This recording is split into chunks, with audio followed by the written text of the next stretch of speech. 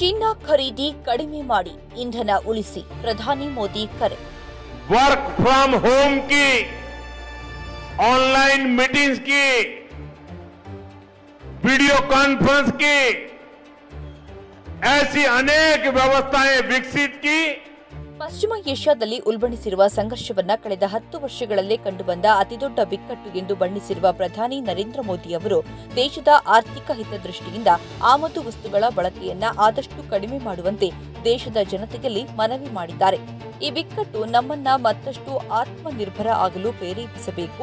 ಆಮದು ಅವಲಂಬನೆಯನ್ನು ತಗ್ಗಿಸುವುದು ಕೇವಲ ತಾತ್ಕಾಲಿಕ ಕ್ರಮವಲ್ಲ, ಅದು ದೀರ್ಘಾವಧಿಯಲ್ಲಿ ಭಾರತದ ಆರ್ಥಿಕತೆಯನ್ನ ಬಲಪಡಿಸುವ ಮಾರ್ಗವಾಗಿದೆ ಎಂದು ಮೋದಿ ಪುನರುಚ್ಚರಿಸಿದ್ದಾರೆ. ಪೆಟ್ರೋಲ್ ಮತ್ತು ಡೀಸೆಲ್ ಬಳಕೆಯನ್ನ ಸಾಧ್ಯವಾದಷ್ಟು ಮಿತಿಗೊಳಿಸಬೇಕು.